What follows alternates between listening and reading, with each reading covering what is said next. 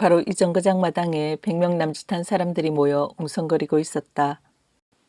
It was in this station yard that the 100 or more men had gathered and squatted down. 그 중에는 만도도 섞여 있었다. Mando was among them.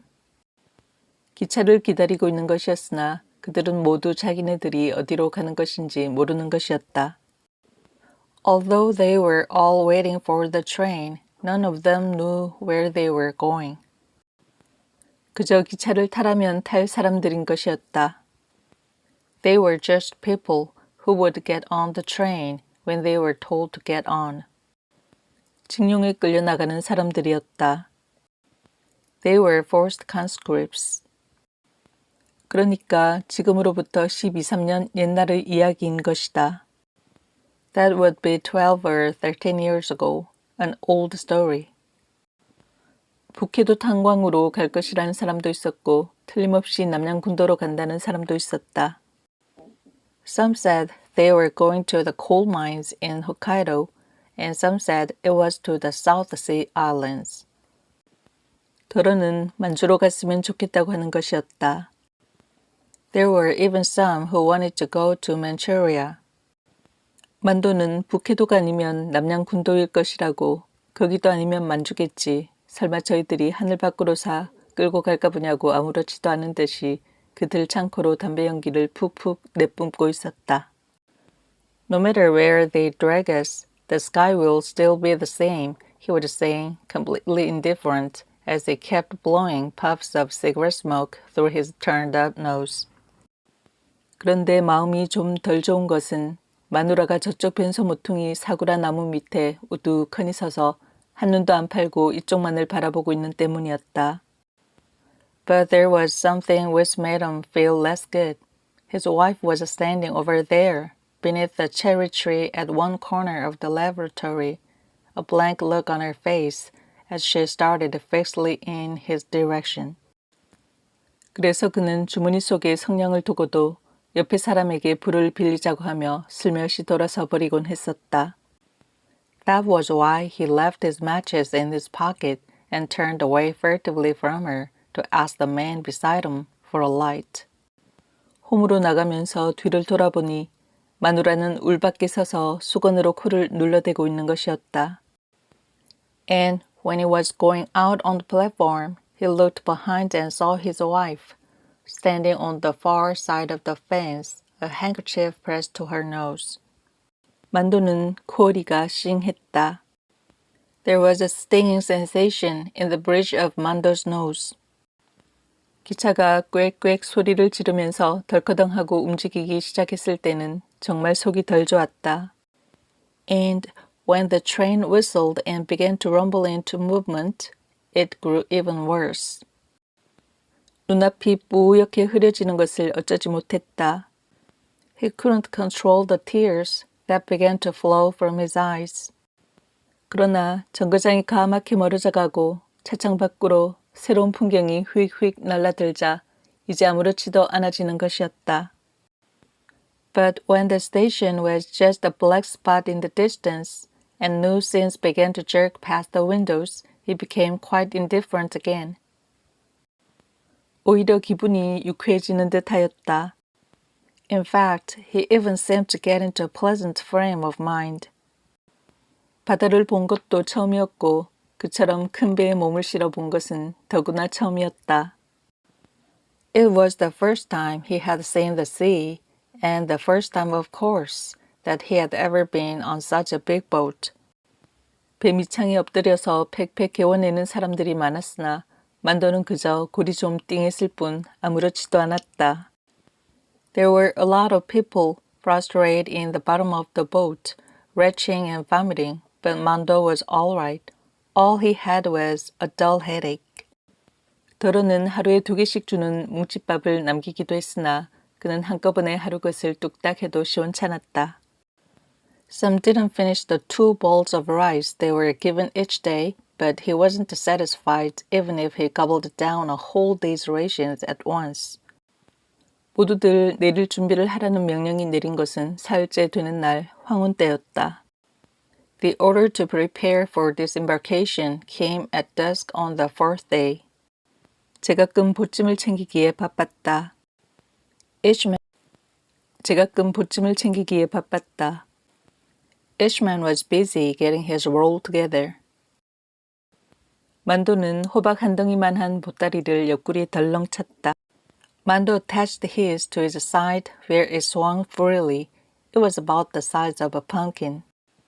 갑판 위에 올라가 보니 하늘은 활활 타오르고 있고 바닷물은 불에 녹은 쇠처럼 벌겋게 우쭐렁거리고 있었다. When he went up on deck, the sky was a furious blaze, the sea a red froth like iron melted in a fire. 지금 막 태양이 물 위로 뚝 떨어져 가는 것이었다.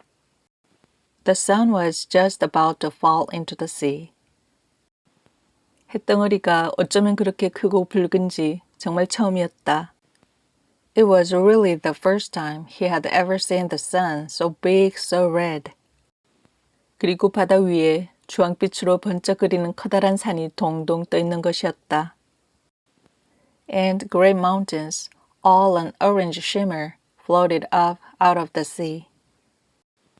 무시무시하도록 황홀한 광경에 일동은 딱 벌어진 입을 다물 줄을 몰랐다.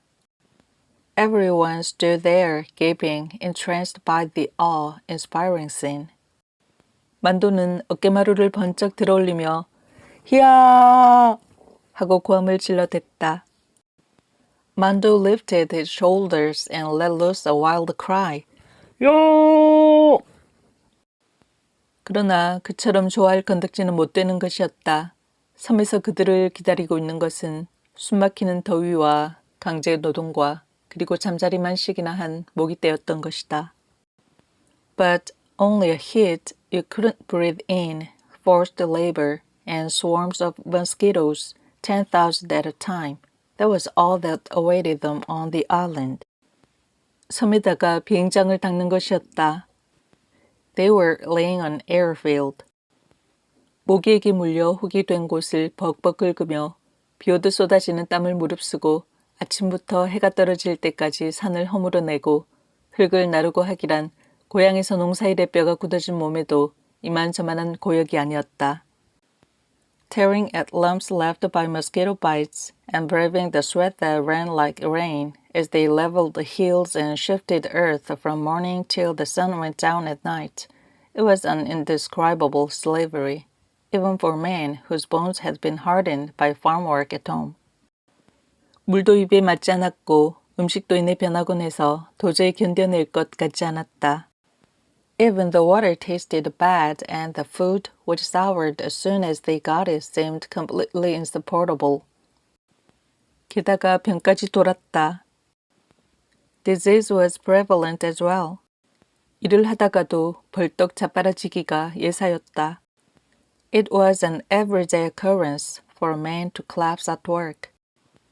그러나 만도는 아침 저녁으로 약간씩 설사를 했을 뿐 넘어지지는 않았다. But a little diarrhea every morning and evening was the extent of Mando's complaint. He never collapsed. 물도 차츰 입에 맞아갔고 고된 일도 날이 감에 따라 몸에 배어버리는 것이었다. Gradually, he got used to the taste of the water, and as the days went by, he got used to the hard work. 밤에 날개를 치며 몰려드는 모기떼만 아니면 그냥저냥 배기 나겠는데 정말 그놈의 모기들만은 질색이었다. If it wasn't for the hordes of mosquitoes driving to the attack at night, wings buzzing, he would be able to put up with it all, but those damn mosquitoes were really abominable. 사람의 힘이란 무서운 것이었다. A man's strength was a frightening thing. 그처럼 험산하던 산과 산 틈바구니에 비행장을 다듬어 내고야 말았던 것이다. Finally, the airfield was laid, squeezed tight between those rugged mountains. 그러나 일은 그것으로 끝이 나는 것이 아니고 오히려 더 벅찬 일이 닥치는 것이었다. But the work didn't end there. Rather, this marked the beginning of even more exhausting work. 연합군의 비행기가 날아들면서부터 일은 밤중까지 계속되었다. From the time that the planes of the Allies began to attack, the work went on till the middle of the night. 산허리에 굴을 파고 들어가는 것인데 비행기를 집어넣을 굴이었던 것이다. They had to dig caves in the waist of the mountain, caves in which to put their own planes. 그리고 모든 시설을 다 굴 속으로 옮겨야 했던 것이다. And all the equipment had to be moved into those caves. 여기저기서 다이너마이트 튀는 소리가 산을 흔들어댔다. The sound of exploding dynamite kept rocking the mountains. 엥엥엥 하고 공습 경보가 나면 일을 하던 손을 놓고 모두 굴바닥에 납작납작 엎드려 있어야 했다.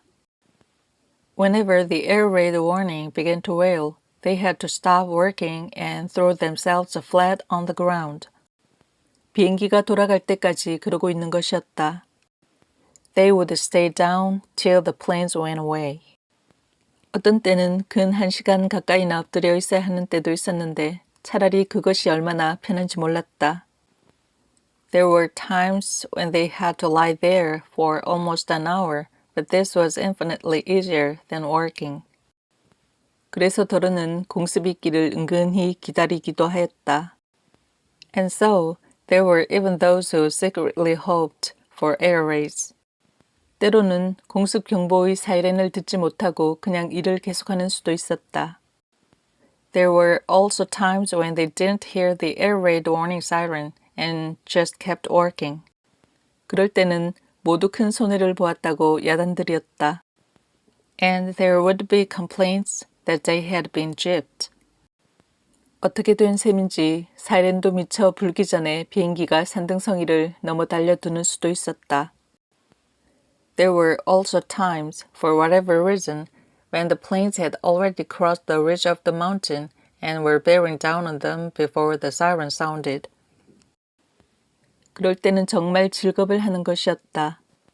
And then there was consternation. 가장 많은 손해를 입는 것도 그런 경우였다. It was at such times that they got injured most. 만도가 한쪽 팔뚝을 잃어버린 것도 바로 그런 때의 일이었다. And it was on just such an occasion that Mando lost his arm. 어느 날과 다름없이 굴 속에서 바위를 허물어내고 있었다. They were clearing rock in the cave just like any other day. 바위 틈새리에 구멍을 뚫어서 다이너마이트 장치를 하는 것이었다. They would bore a hole in the crack in the rock and lay a charge of dynamite. 장치가 다 되면 모두 바깥으로 나가고 한 사람만 남아 불을 당기는 것이었다. When the charge was ready, everyone would go outside, with the exception of one man who would stay to light the fuse.